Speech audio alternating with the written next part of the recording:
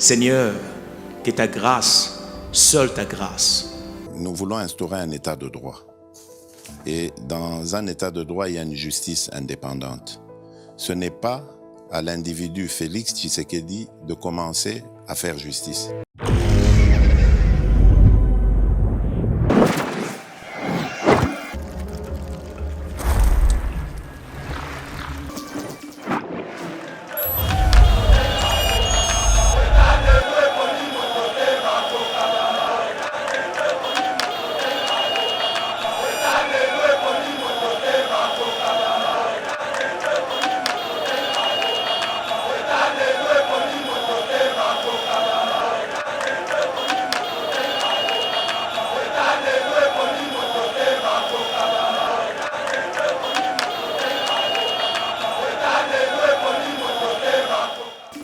Je ne suis pas là pour réagir aux propos du président Kagame. Le rapport Mamping a été élaboré par des experts des Nations Unies. Ce n'est pas un rapport congolais. Ça, c'est Félix Tshisekedi. La République démocratique du Congo rendra un jour justice à toutes les victimes de ces violences à l'est de mon pays. Le docteur Denis Mukwege est une fierté nationale. Il a toute mon affection et notre reconnaissance pour le travail qu'il fait auprès des victimes. Quel travail? La réparation des viols. C'est ça victime ba maman na biso bomoni. C'est ça Moussala Paul Kagame. Atinda ki ba militaire ba ko violer ba sœur. Pe ba maman ba boti biso, ba maman ba komisa biso mibali. Bomoni maintenant différence. Ouais, ça entre classe politique congolaise et Félix Tshisekedi. Bomoni que Félix Tshisekedi a bota manzela tata la maman. Bomoni que ba Martin Fayulu ba dof muzit ba za ba Melchisedek. Bato tata na maman yeba na ta utaka na lola tot na lifelo. Bomoni makamoto lobaka. Rapport Mamping eza suspect.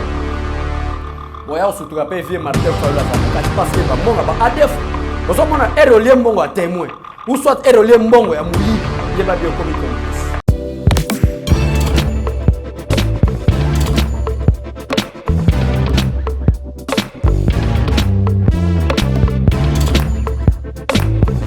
Conteneur yango todo sala adi londolé Feli Mosengo Feli todo sala conteneur ba voiture todo tina na Kisasa ba carton ezo kine Kinshasa et en plus la bonne chose voiture na yo ko tina na Kisasa te prends pas la tête yela bisongo charger biloko na yo te relivrer à domicile sans en bon au teki conteneur yango todo sala comme d'habitude. Ici 2020 comme en 2021, solo ya monde. Nous tous dans la place. Nous avons la place au chargé conteneur, tous dans la place. Nous dans la vendeur local. Oye, conteneur chargement 300 €. Tu peux sur local au chargé biloko na yo, biloko ki. Mais système toi na moi yo ça la biso pas si. Tu recharger conteneur bien et comme il pomme noir 15 jours. La seule démarche Nazur enseignement habité gouvernement entre Yangambu na Bisso. Bazaï na accord na bango ba conteneur sur RDC fait ça la 15 jours na pont noir. Et tant que pont noir mata di eza une journée. Tu peux ça rapport na nani. Na bota papa za la robe moko. Mokonzi mboka luka solution. Masolo yango. Auto sala yango toujours tindika Feli Mosengo à suivre.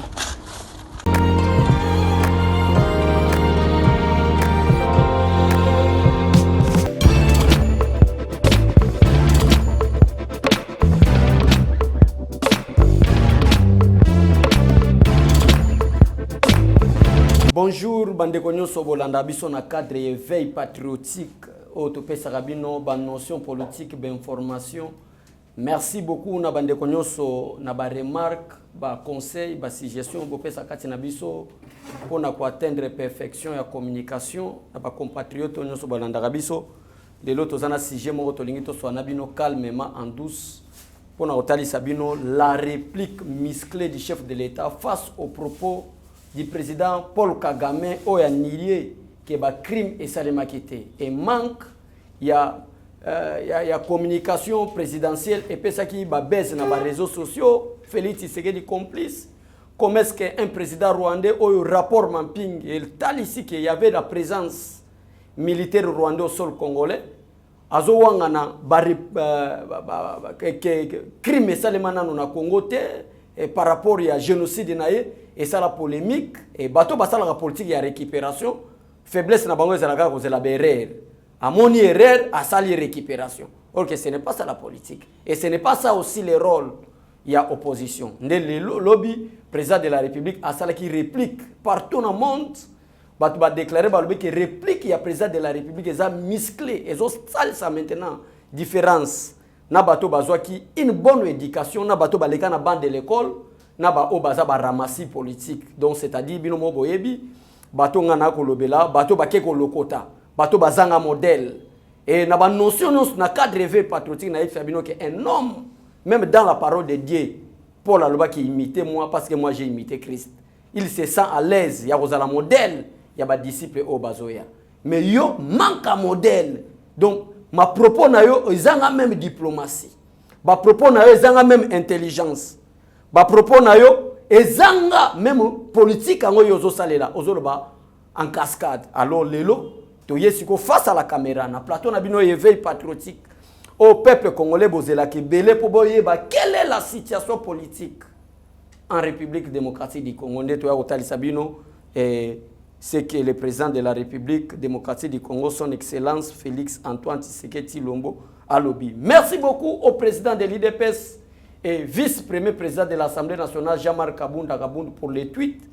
Oyo et bouger par les réseaux sociaux. Au moment vraiment que quand Félix Tshisekedi parle, Jean-Marc Kabunda parle, Ogise Kabuya parle, au moment que Trio Kawana et l'équipe même au Matata Poni Azagosa la même Nakacha gouvernement. Voilà donc. Avant la bande réplique, il y a président de la République, nazo bandana réplique, il y a Jean-Marc Kabunda place Oyo, à sali réplique, moi vraiment natenga ata professeur depuis ngana botama. Depuis na botama na tia kumona réplique ya boyete. Ngana ya président nazo lobela bino. La posture ça c'est Jean-Marc Kabunda.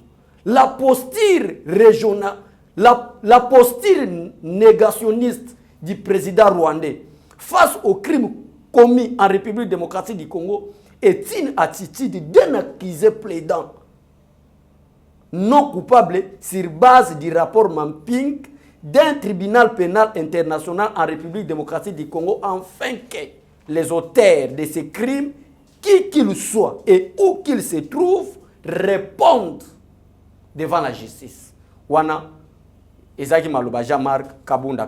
Mais yango était comment na au président de la République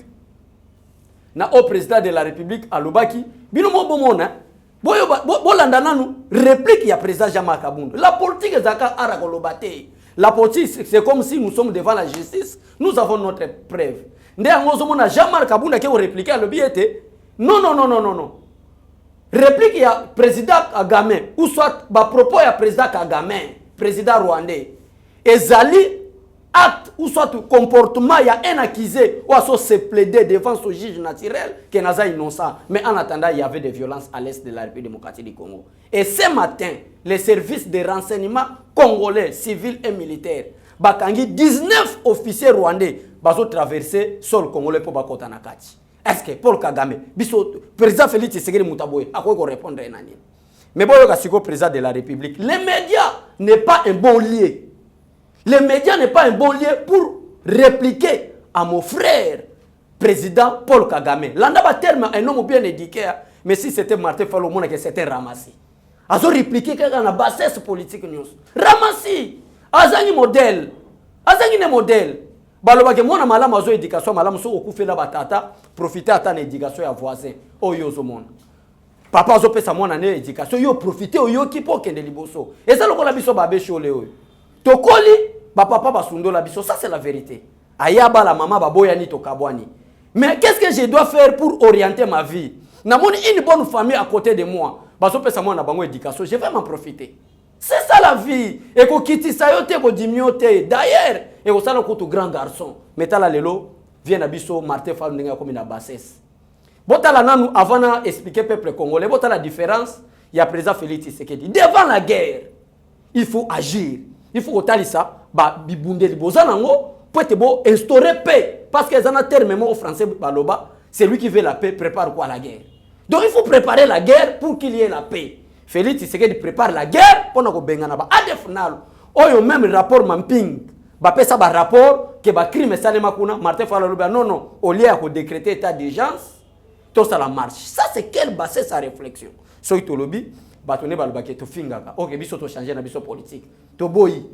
Makambo biso to za ko sala o bino bo qualifier que ezaki benjir ezalaki réplique ya bato bazo finga biso. Mais talaka biso mikolo to boyi na biso makambo ko finga. To tangisa bino ka politique. Total message ya chef de l'état apesi parce que nazomona bien derrière caméra pasteur Gili na miterana ya après cette émission bango pe bazo ko beta maman émission na bango on est vraiment ensemble. Je ne suis pas là pour réagir aux propos du président Kagame. Le rapport Mamping a été élaboré par des experts des Nations Unies. Ce n'est pas un rapport congolais. Ça, c'est Félix Tshisekedi. La République démocratique du Congo rendra un jour justice à toutes les victimes de ces violences à l'est de mon pays. Je tiens à ce que la paix et la sécurité règnent à l'est de la République démocratique du Congo. Il appartiendra à la justice de désigner les coupables. Au sujet du docteur Mukwege, le président Tshisekedi déclare ceci. Le docteur Denis Mukwege est une fierté nationale. Il a toute mon affection et notre reconnaissance pour le travail qu'il fait auprès des victimes. Quel travail? La réparation des viols. C'est ça victime ba maman na biso bomoni. C'est ça Moussala Paul Kagame. Atindaki ba militaire ba ko violer ba sœur. Pe ba maman ba boti biso, ba maman ba komisa biso mibali. Pour le lofandi bo lobi ke nazolanda pe abesho le lo place wana lobi malam ou soit lobi mabe. To bimi na nzela maman. Maintenant Moussala Paul Kagame ko ya ko violer ba maman na biso. Moussala ba militaire rwandais ko ya ko violer ba sœur na biso, ko boma ba papa na biso. Ko tuti sa mwana na mama bala lesika moko babima. Moussala ba rwandais ba ko sala na est ya République démocratique du Congo. Alors le commis polémique. Comment est-ce que le président de la République a répliqué? Bon, on est maintenant différence. Où est-ce entre classe politique congolaise et Félix Tshisekedi? Bon, on dit que Félix Tshisekedi a beau taman nzela tata la maman. Bon, on dit que Martin Fayulu badof muzit bazaba Melchisedek. Bato tata la maman yeba nata utaka na lola soit na lifelo. Bon, on dit makamongo tolobaka. Un homme bien éduqué. Média est à place et à compte à rendre. Attends, ça un problème. Combien de familles bandeko oya biso ya ba parlement de Boubataka? Na ko lekate na ndenge ngana za na répliquer pe na média. Jamais de la vie. Mais comment est-ce que le président de la République a toutes les preuves? Il y a rapport Mamping, il y a rapport il y a Denis Mukwege et Jean-Marc Kabunda et ici Martin Fayulu. Et zali ba conception moko ya muto aza enakiza qui plaide na juge naturel na ye qui azali innocent. Mais bozala ki kozelani botala maintenant réplique. Ce n'est pas aux médias. Il y aura d'autres moyens que moi je vais parler avec mon collègue Paul Kagame. Ça c'est la parole d'un homme bien éduqué. Ça c'est la parole d'un homme bien éduqué. Biso doit n'apposer même biso ba politique ya loyengete. Biso doit n'apposer ça au conscientiser peuple congolais à tous en opposition na makambo est vrai. Biso pe atabo finga biso ba dialelo, ce n'est pas un problème. On ne fait pas les dialelo, mais on explique le programme du chef que depuis 1960 jusqu'à présent, s'il y a des présidents honnêtes, parce que Batuno Sobazaroloba, Congo tozana minéré, Congo tozana diamant, Congo tozana sol oisa fertile, Congo tozana forêt, Congo tozana nyonso obako luka. Mais qu'est-ce qui manque Batuno Sobazaroloba? C'est manque de volonté politique. Et depuis 1960 jusqu'à présent, seul homme politique à la tête du pays qui a cette volonté, il y a un peuple, c'est le président Félix Tshisekedi. Pourquoi tu soutenir? Alors yo y a un na yo. En na yo zo bimisho elongi misisa. En na yo zo pesa yo en. Martin Fayulu, il faut comprendre les enjeux politiques. Aou aba attaquer Denis Mukwege. Oh le bino bolinga bo ça la conflit comme si Félix Tshisekedi avait des problèmes personnels avec Denis Mukwege.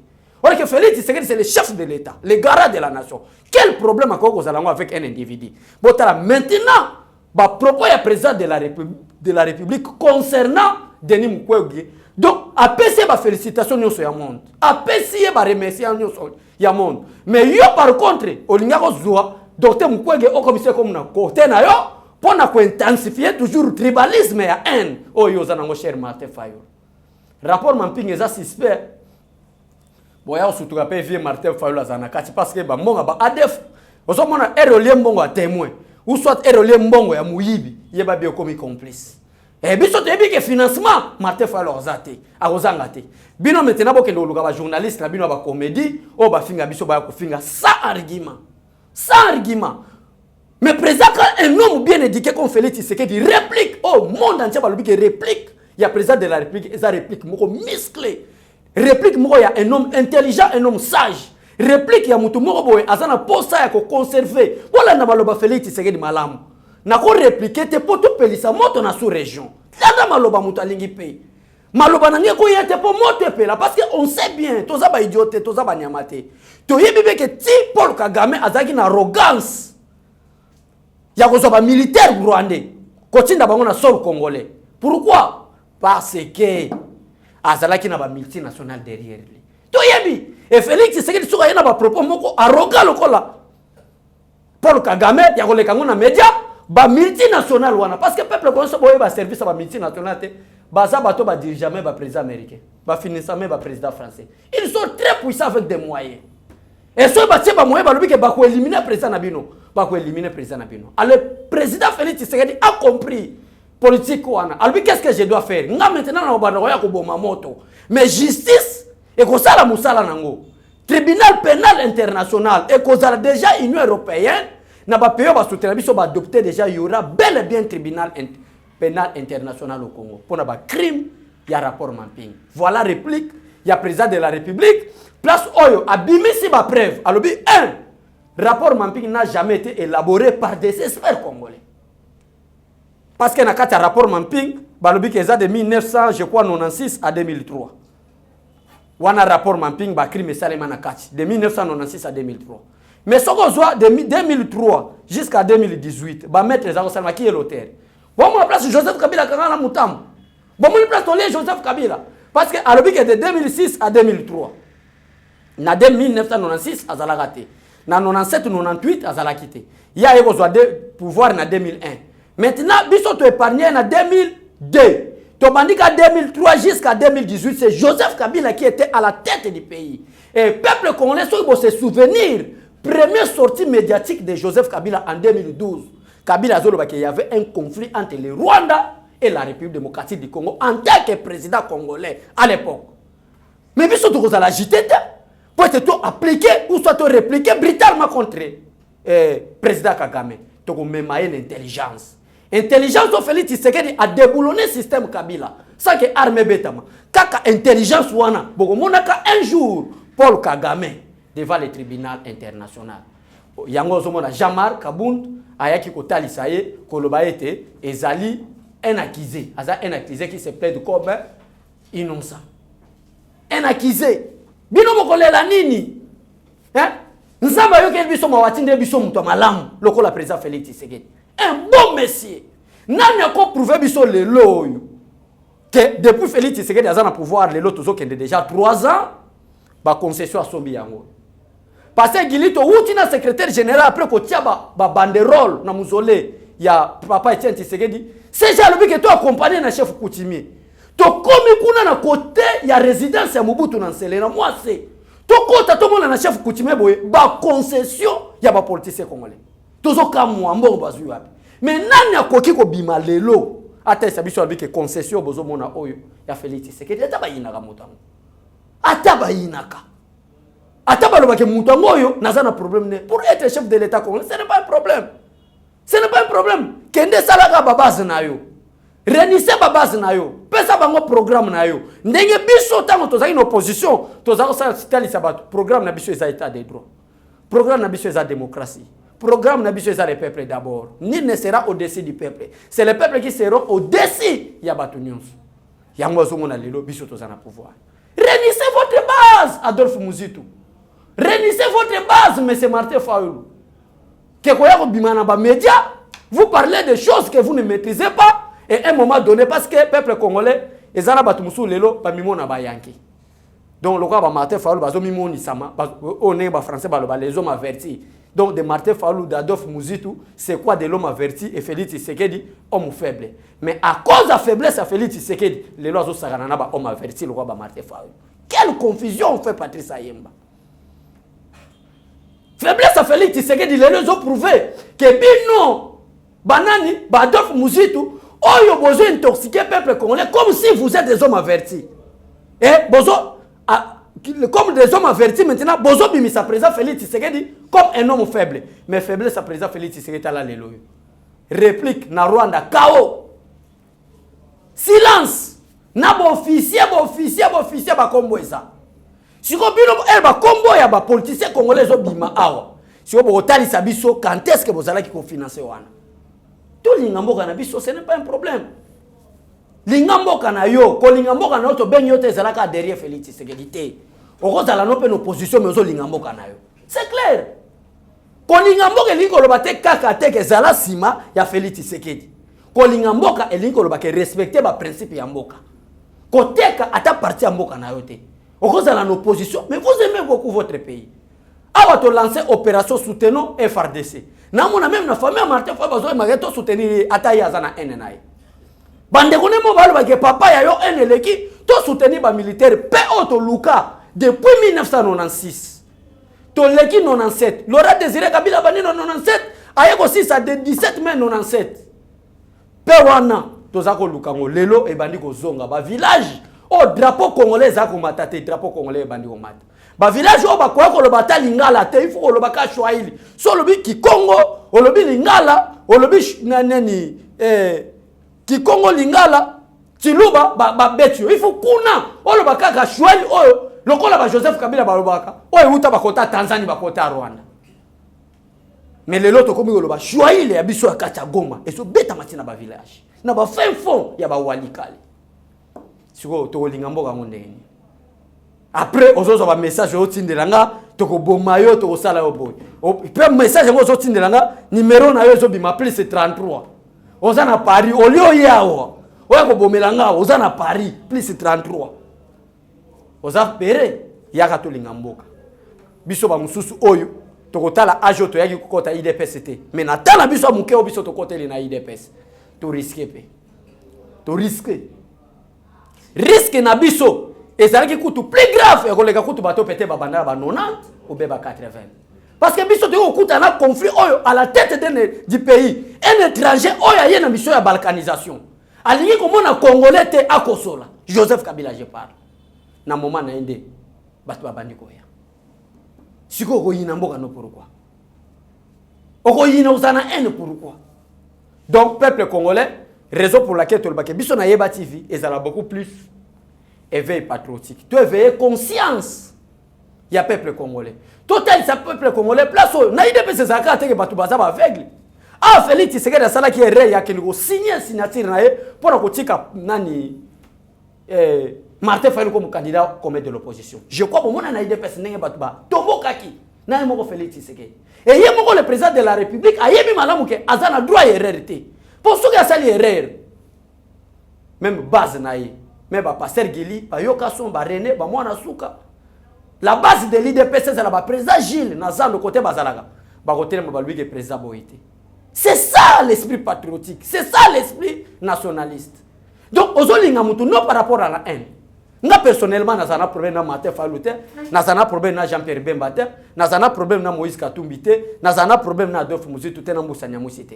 Mais quelques propos à mususu et puis ça qui est la divergence, ça ce n'est plus l'opposition. Awa sikoyo, bino bozako ganga, le président de la République Félix Tshisekedi ne veut pas répliquer. Botala maintenant kindoki. Oh biso to benga Martin Fayulu ki azana kindoki. Botala sikoyo kindoki. Ba proclamer Félix Tshisekedi chef de l'État par la CENI oyo loi électorale bengango les résultats provisoires. Paul Kagame à l'époque président de l'Union africaine. Peuple congolais landé kindoki à Martin Fayulu. Paul Kagame, à l'époque, président de l'Union africaine, a sali déclaration, il dit que bas résultat, il y a Seni à Pessi, bon publié à mon annoté. Chers compatriotes, partout dans le monde, vous avez un message éveil patriotique. Awa, ene mataki, babete la, Paul Kagame, ma boko, na Adolphe Muzitu, na Martin Fayulu. Peuple congolais, vous savez, le président de l'Union africaine arrive. À l'époque, c'était Paul Kagame pour annuler les résultats de la CENI. Ça, c'était Martin Fayulu. Ça, c'est quelle conception? C'est quelle bassesse? Lelo Oyo. Et Balouki, et comme il sous c'est Paul Kagame qui dirige. Ah! Est-ce que vous avez noté que Martin Fayulu a un problème de réflexion. Ce que ça qui nous quitte, c'est qu'il y a solo à la Sénégalais. Ça, je vous dis la vérité. Pour la propos, ce que ça qui nous quitte, c'est que ça Sénégalais à solo. Olingi makamunyo sokagayo. Paul Kagame a un avantage. Au monde qui intérêt na yo eneza obeti maboko. Bako répliquer Paul Kagame et botela kindoki mususu to kende ko bamba mabanga na ambassade ya Rwanda. Bamba mabanga ambassade de. To soki réellement to lingi to kabwana na Rwanda. To ko kabwana na kimia. To ko tinda ba service na biso ba yo kan to bike ambassadeur na biso longwa ya Rwanda pe azongo. Yo siko zo linga to bamba mabanga na Rwanda po ba qualifier Congo na kata Nations Unies quel pays? Pays sauvage. Un des amabe. Motema mabe ezamabe. Nde yango lelo na kati ya message éveil patriotique. Total Sabino réplique musclée ya chef de l'État. Alors je ne peux pas avoir de problème avec Paul Kagame. Et ce ne sont pas des experts congolais au basali enquête wana. Ce sont des experts des Nations Unies. Bozo mande mutazo répliquer. Parce qu'il a des preuves. Par contre son adversaire qui est Paul Kagame, le président de la République de Mounokonaye, mon adversaire, mais nous avons expliqué que c'est notre adversaire pour Kagame, président de la République a répliqué. Voilà. Donc, peuple congolais, c'est là qui a cadré. Il y a une réplique musclée à chef de l'État. Donc, Paul Kagame, parce que l'équipe n'a France 24, n'a pas RFI, et l'équipe n'a pas TV5 Monde. Place kaka o Paul Kagame à l'ekaki. En réalité, il y a makamo nyo sotozo chité zo legani chers Congolais, chers compatriotes partout dans le monde. Bozolanda biso. Maintenant, il y a un grand conflit. Mutola mutakomi ko banga tribunal pénal international. Ba multinational ba zako financer Paul Kagame parce que Paul Kagame ba sanin ba sundo lié moko. Ne yango zo mona Paul Kagame aké au sommet pour na ko attaquer même Nations Unies ke baza complice. Parce que ba monde bazala ki fournisseur naï. Congo est comme le bilanga na bango. Donc, to lingamboka na biso, to sepela kotika en sika motema mabe. Soki o comprendre vie place union subisika no sonazo le gana comme na slogan wana, o kozala motema mabe te. Soki o comprendre ka réalité à vie. Nga peut-être nzamba sala nga ketina kokufa na kotiko kozala peut-être ministre te, peut-être na kozala ambassadeur. Peut-être na kozala mandataire. Peut-être na kozala ta bourgmestre ou bien administrateur du territoire. Mais na kozala na ene ya muto te batie par exemple gouverneur de la Kinshasa, c'est le destin de Dieu. Mais pourquoi Boutoza motema malam? Est-ce que vous avez que pouvoir au Félix Tshisekedi a commis le chef de l'État et sa destin ensemble? Avec toutes ces complicités du monde, monde basangani, lui que tokobimisa un aventurier à la tête du pays. Combien de parlementaires européens? Lui que Kabila était un sujet rwandais, imposé dans le Congo du fait qu'il était moins intelligent, banda manipuler. Ça c'est à l'Union européenne. C'est à l'Union européenne. Comprendre des vies. Martin Fayulu comprendre vie. Comprendre réalité que na kati zamba balio bazami balete. Comprendre vie que nzambe oya sala likolo na mabele. O bisika yo xala ki ko prier na Bible munene ko tamba nango. Or que ene na motema na yo. Place o bazako te yo comprendre que destin mutu ezalaka pa nzambe. Destin mutu ezalaka pa nzambe. Ezalaka pa mutu te. Yanga biso ba oyo totamba na biso mafu manfu. Olinginga tokei. Seja benginga je m'incline.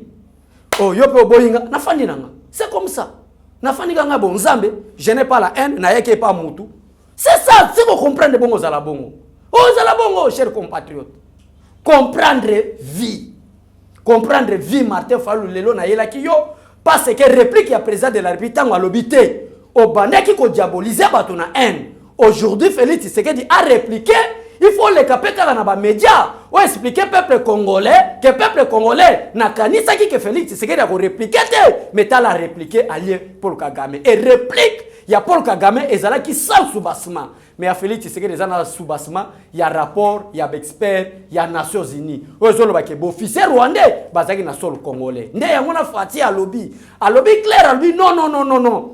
Et ça les rapports qui élaborés non pas seulement par les experts, non par les experts congolais, mais par les experts des Nations Unies. Si vous montez ma bête au Yogayani, fongola misu peuple congolais, fongola misu to tonga mboka na biso, mboka ke de liboso. Soki nzaleleke belé na mboka biso no tokoma motema malamu, motema mabe. muta supporter nzala zala raté po nzala wana to supporter yango et sengeli mboka na biso e comme na niveau que atala kozalanga milliardaire te mais naza capable de na supermarché na somba gâteau bat mususu bakota ba supermarché bat mususu bazo sala ata mo atina milika ngo ya pembe na tongo yo zala ngote nde yango lezo bota haine nde yango lezo bota jalousie mais nzamba yo keli biso mawa atinde biso Félix Tshisekedi po mutu no sala capable ya kosomba ta gâteau po mutu no sala capable ya kozwa ta mutuka parce que ça rien yango so majorité ba congolais to koma complexé to koma complexé pour nani parce que to koma na carence makambo ebele to za na retard à vie même il y a 50 ans.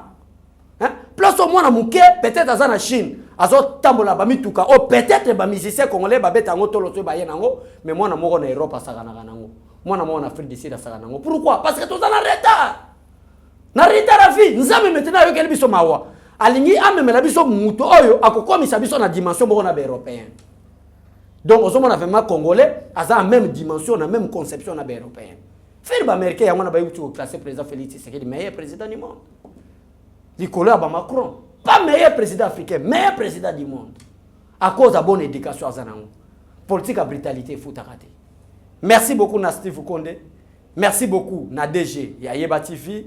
Wana na moni confrère, Trésor Kandolo, Pasteur Gili, Mitterrand, Yana, toute l'équipe.